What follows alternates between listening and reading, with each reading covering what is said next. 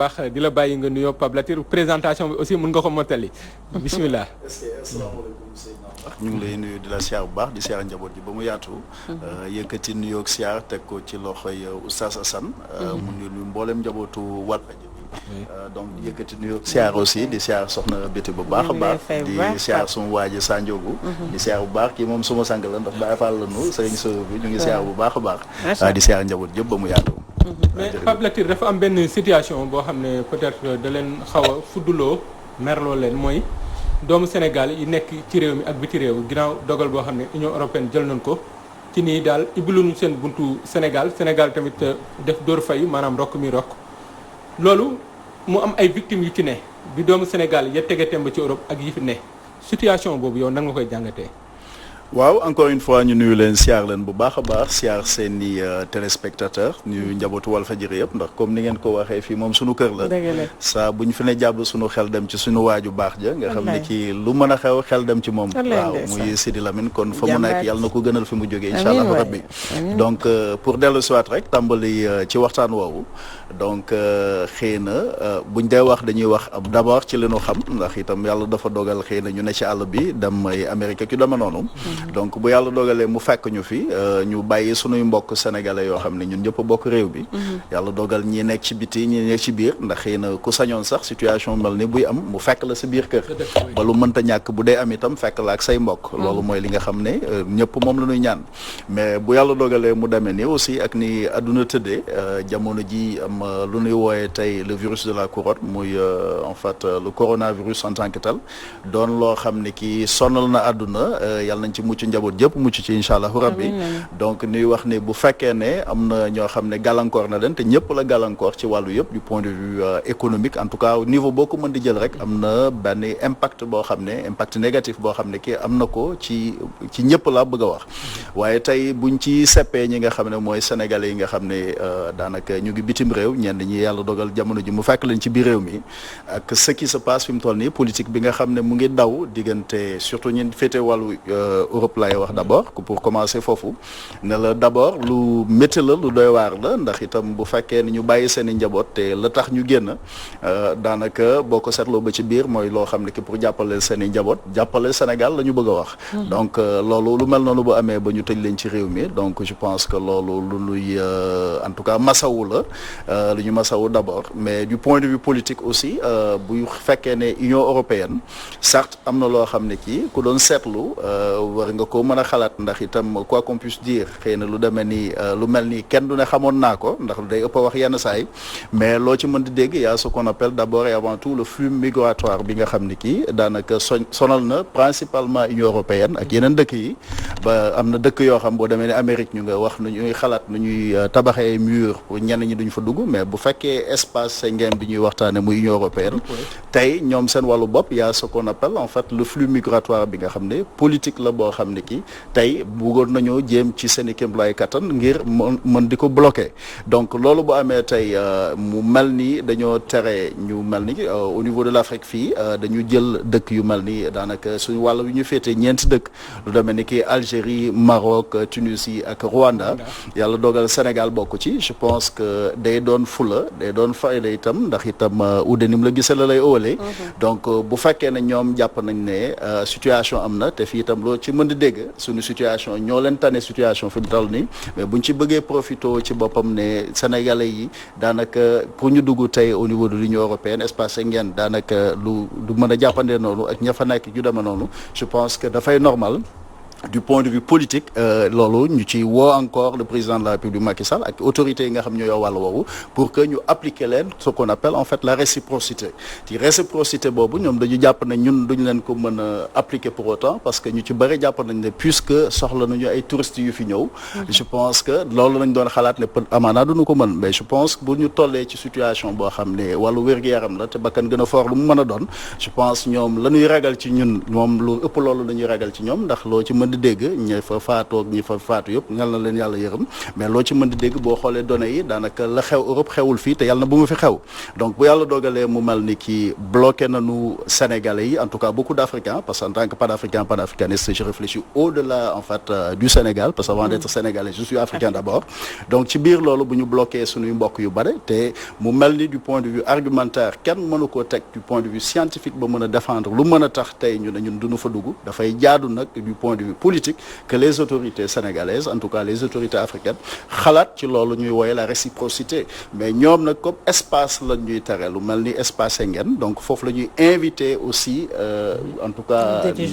nos dirigeants pour que ñu xalaat ci espace ndax bu fekkee ne dañuy deal ak Sénégal tey bu ñu nanguloon Sénégal nangoo dem te keneen mënut a dem itam je pense que boobaa gisaguñ ci solution ndax Afrique la duy waxtaane mais Pape Latir tey jii ñi ci gën a nekk victime mooy doomu Sénégal yi damay tàmbalee ci ñi nekk fii mooy nit ki fi ñu ko war a naxee bu ñu ko fay dóoree du xam fa lay jooyee ay doomu Sénégal déjà ñoom ñi ngi fi am na ñoo xam ne dañuy ñàkk seen liggéey ci Europe man am na ku ma ci xam moom mi ngi doon dem di liggéey tey ji mi ngi fi toog mun na dem ba egg ci ñàkk la mu amoon foofu carte de séjour am yi renouvellement amu ci yu bari amu ci tey jii réew mi leen war a dimbalee ñu leen doon laaj 40 000 francs pour ñu koy fay est-ce que sunu nguur yi tamit am nañu yërmande ci seen askan.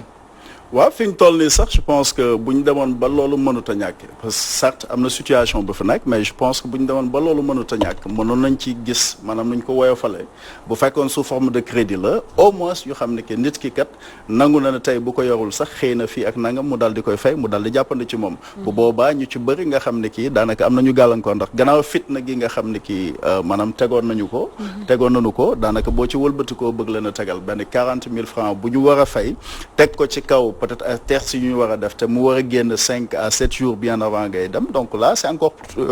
très compliqué d'autant plus que bu fekkoon ne tey tests yi sax dana ko mën a def au niveau peut-être de l'aéroport mu doon test boo xam ne kii en tout cas taf-taf ñu defal la sa test nga mën a xam sax bu boobaa mu daal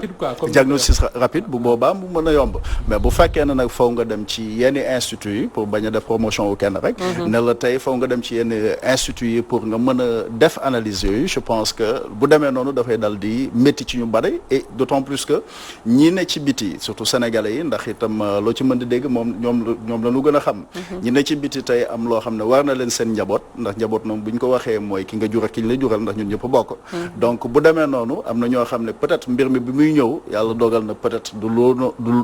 doonutoon loo xam ne waajal nañu ko donc bu wëlbati ko dal seen kaw te mu amoon charge yoo xam ne war na seen kaw wax ci seen i njaboot d'abord boo ca wëlbati koo bëgg leen a laajaat beneen 40 000 francs yoo xam ne dara mënu ko justifier en tout cas selon le contexte fi ñu toll nii je pense que loolu en tout cas dañ ciy def appel aujourd'hui di ci woo en tout cas les autorités sénégalaises surtout pour ñu jël ci mesures yi nga xam ne moo war mesures yi nag mooy fexe nu nu ko woyofale bu nu ko mënee dindi ñu dindi ko bu nu ko mënut a dindi itam ñu fexe nu nu koy mën a defee en fait sous forme de crédit ba nga xam ne yi nga xam ne jàpp nañ ne mënuñoo ñàkk a dem ñooñu ma daal di dem et loolu sax dina ma poussaat un peu pour mener un contexte pareil bu amee mu maanaam mu mel nii am na lu ñuy wooyee bombe biologique boo xam ne kii xew na ci àdduna ndel bu toj ca biir àdduna daanaka ku sañoon amaanaa da ngay toog sa kër toog say njaboot toog ak say mbokk waaye bu yàlla dogalee circonstance wala contingence waral ay nit war a génn te tey maanaam ñu waroon toog nekk ñoo xam ne dañuy toog ci biir Sénégal je pense que foofu la nga xam ne moo waroon nekk xalaatu en tout cas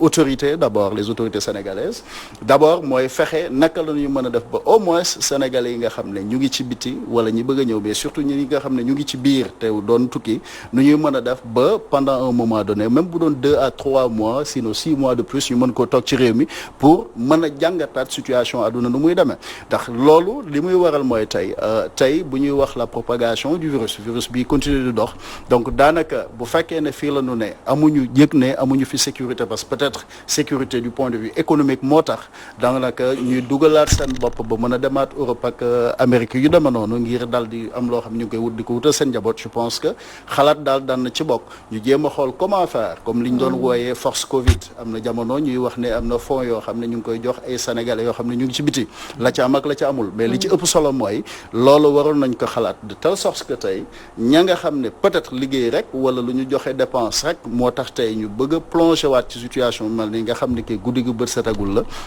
ñooñu mën di toogandi mën a xaarandi ñeneen ñi nga xam ne am na ñuy liggéey yoo xam mënuñ caa ñàkk a dem nag ñooñu bu boobaa peut-être à l'impossible nul n'est tenu. Mais juste pour dire rek au niveau de l'Afrique aussi dafay jot surtout au niveau du Sénégal ndax dëkk bu ñuy tudd di tudd pétrole faw ñu xaw ci extrapoler tuuti war na noo xalaat nag naka la ñuy def ba en tout cas ñi ëpp ci mbooloo mi dootuñu aajowoo forcément ndax adduna bu ñu ko waxee wax 2020 ñun sunu wàllu bopp am na lu ñu doon woowee l'équilibre des forces bien avant ceci ne la 2020 bu ñu ci àggee équilibre de force lay doon. Équilibre de force bu yegsee nag au niveau de l'Europe ñuy niveler ba nga xam ne kii du point de vue économique dana am noo xam danañ ko tënk Union européenne espace Schengen bi ba nga xam ne kii du point de vue des frontières nag bu boobaa ñoom ñëpp ñu àndandoo en tout cas barricadé wu autant que possible Amérique def noonu Chine def noonu dafay baax nag au niveau du Sénégal mais surtout au niveau de l'Afrique qu'on pense plus grand ñu jéem a xool naka la ñuy def en tout cas pour téye suñuy doom ndax bëriwaa na ñoo xam ne la ñuy jéggaane di ko defi loo xam ne lu askan wi soxla la en tout cas loo xam ne lu mën a amal njëriñ réew mi la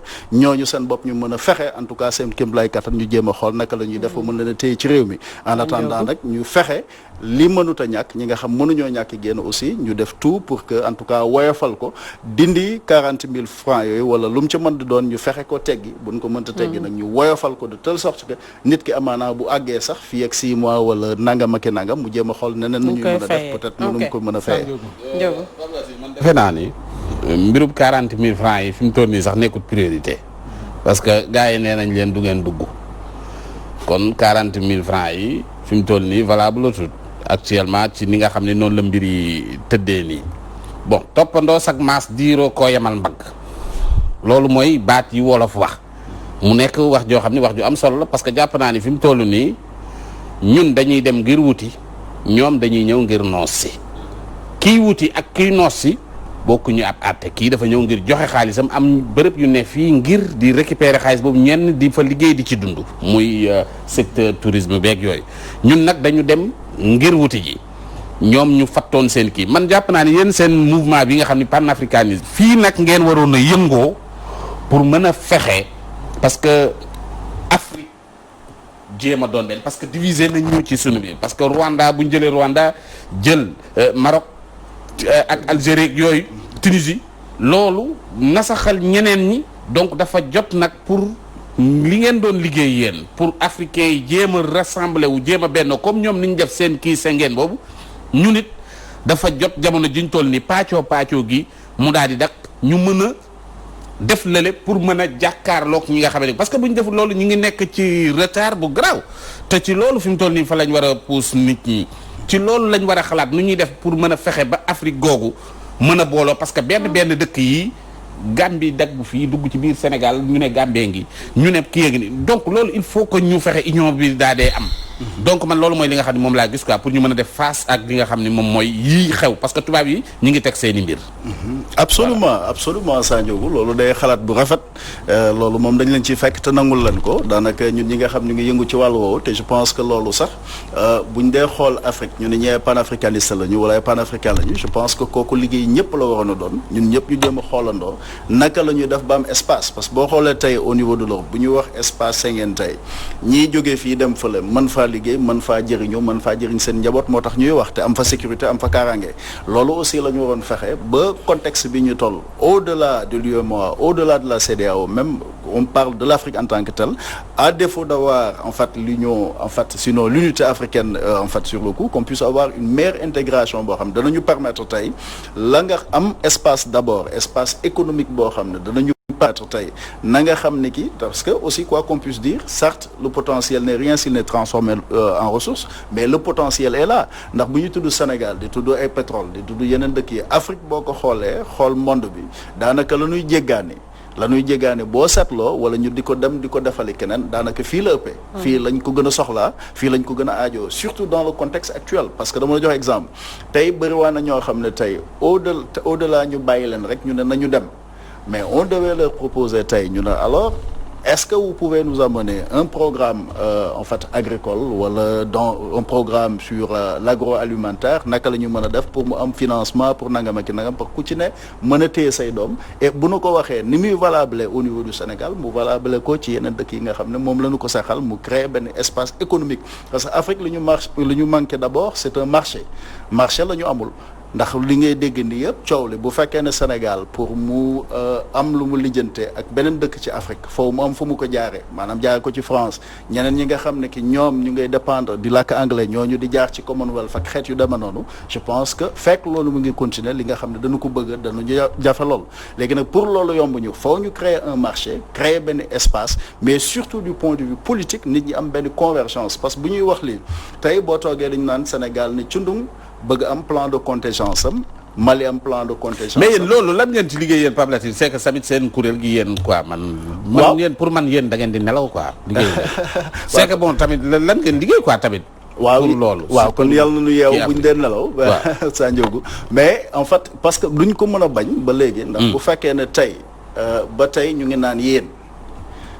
non man c'est que bu may wax sax yow laay wax parce que man Pape Latir man yow laay gis ci kuréel gi effectivement man yow laay ciy gis ngay wax lu jëm ci wàllu kuréel gi mais gisuma ci keneen léegi ñeneen ñi ñan la ak tamit fan ngeen toll ci li nga xamante ne bi mooy liggéey boobu. waaw fi may wax ñeneen ñi ñan la bu ñu ne panafricaniste yi moom parce que au-delà du mouvement parce que ba may wax souvent le MJPV n'existe en fonction ni par rapport encore moins par opposition aux différents partis au mouvement le MJPV est l'apanage des militants de la justice et partisans de la vérité tey képp koo xam ne am nga engagement en fait pour l'Afrique tey dañuy jàpp ne ci ñun nga bokk ak foo mën di woote woo parce que cause bi benn la ndax xalaat bee mën a wute waaye yéen a am carte quoi bu nga xam ni bokk nañ ci mouvement bi carrément waaw ñu laay laaj carte mën naa am mais je pense que au-delà de carte bi day mel ni koo xam ne da ngay woo diw ne kaay wootal ma forcément mais man li ma bëgg mooy d'abord convergence de vue ba nga xam ne kii nun nañuy gisee ñun ñuy woote woo benn kuréel ñun ñi nga xam ñoo bokk réew mi dafa mel ni ñu bokk kër gi bu fekkee lu concerne kër gi danoo bu nu wutee xalaat itam nanu bokk yéene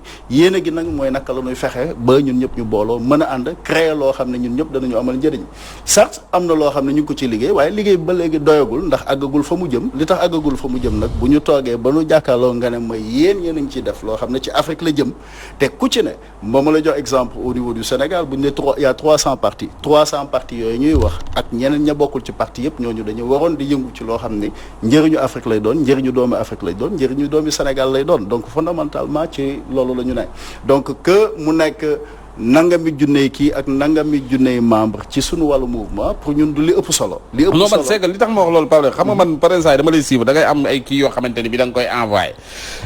di def yenn waxtaan yi ci internet bi mais c'est que su ma xoolee ak niveau de personnes yi nga xam ni ñoo koy xool man damay jàpp ni rek seen waa kër ñoom ñoo koy xool ak sa quelques mbokk parce que niveau de vie yi du dépasser par exemple say vidéo yi pour mu yegg ay 50 problème la loolu mooy li nga xamante moo tax bu fekkoon dama jàpp moo tax ma sukkandiku ci ne kuréel gi yaatuwul kon ñan ñooy kuréel gi parce que bu doon kuréel gi ñu ngi koy partager kon war na gën a mën a yaatu. effectivement parce que kuréel bi bu ñu ko dee wax en tant que tel parce que au-delà du mouvement pour la justice le patriotisme et la vérité xam nga tey bu fekkoon dañuy woote parti politique ñun la parti politique la dañuy woo ñu ñuy wooteel nangam ak i nangam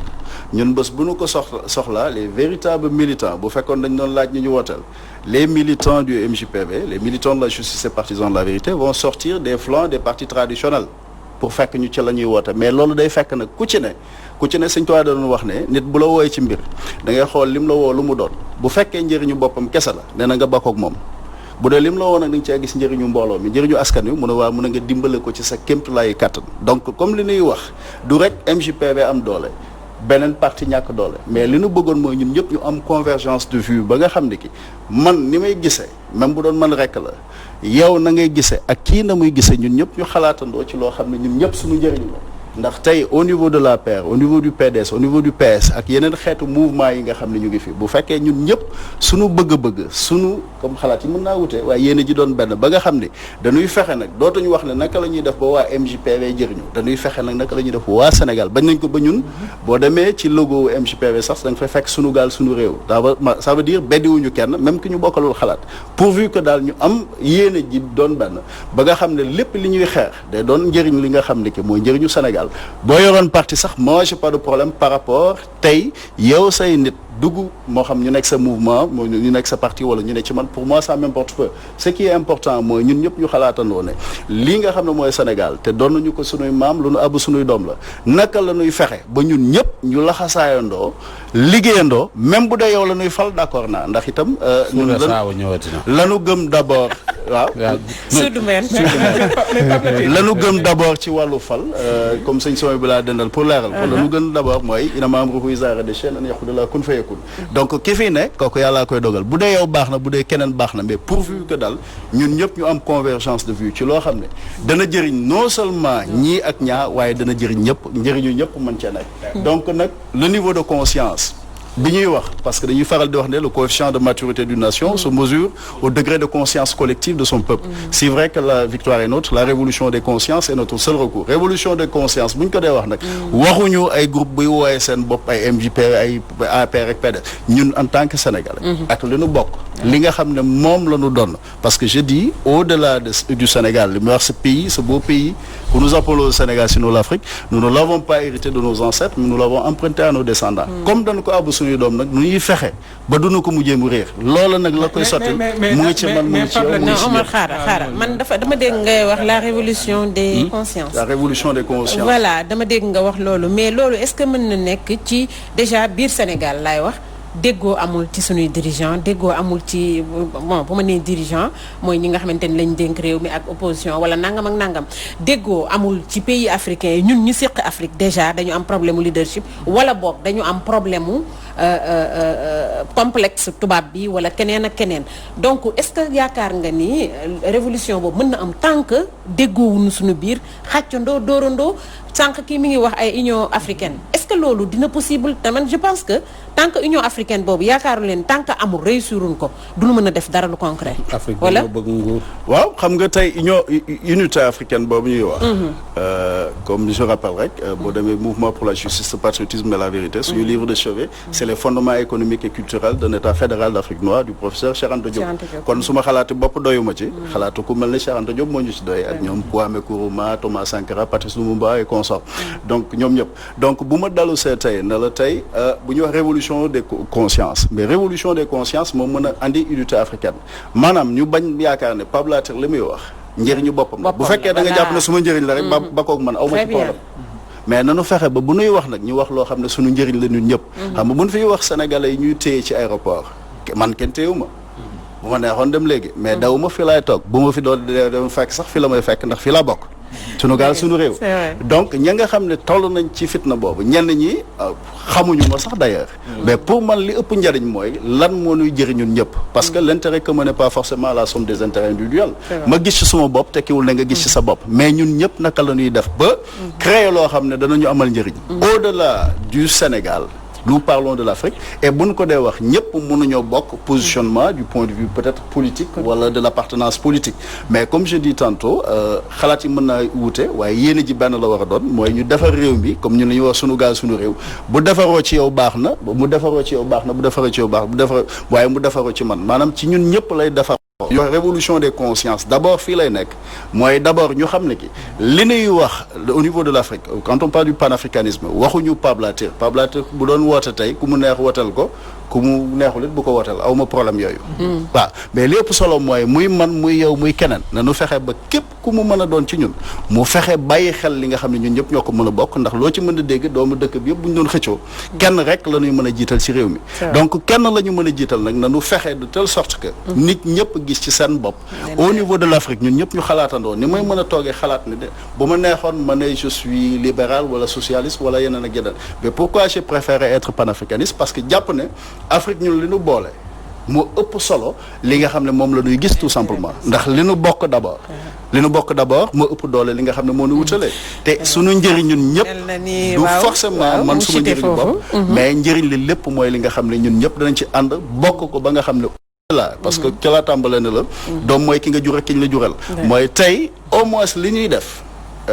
tey bu ma koy def ngir sumay doom ma bañ ko yemale sumay doom ma àggali say doom ndax itam ce qui est sûr samay doom du ñu takkante seen biir yow da nga am doom su may doom ñoom ñooy dox ba day ci biir dëkk bi kon bu ñu bëggee dëkk bi dox damay xalaat ne tey la ma wax ci sumay doom moo lay wax ci say doom ndax doom mooy ki nga jur ak ki ñu la jural ñu xalaatandoo nag ne ni nga xam ne certes ñun ñu ngi nekk suñu biir di tojante bopp ci maanaam ci dëkk bi ci kër gi di ku ne di wane sa bopp mais ce qui est important au niveau de l'Afrique am na Europe ak Amérique ñu ci bari ñoo xam ne am na noo xam ne politique bu nu gisee du point de vue même de la population mondiale nu ñu gisee diiruñ ci rek Pape Latir diiruñ ci Sandiogou diiruñ ci Sénégal ak keneen bàyyi keneen mais ñun ñi nga xam ne yàlla dafa dogal ñu doon nit ñu ñuul te ñun suñu wàllu bopp ñemewuñu raciste ndax Sëñ Tuubaa day wax ne laa neel xuloo bool ab daanu lin xaadati bii daanu wasoo daanu yàlla tàggatal na ma maanaam nit ñu weex ñeeg nit ñu ñuul ñi ba jëmm yeeg xol yi ba nga xam ne que ñëpp danañ wuyu si kon dans ce cadre si suñu kenn li ñu bëgg rek ñun en tant que africain ñi nga xam ne d'abord ñoo bokk dëkk bi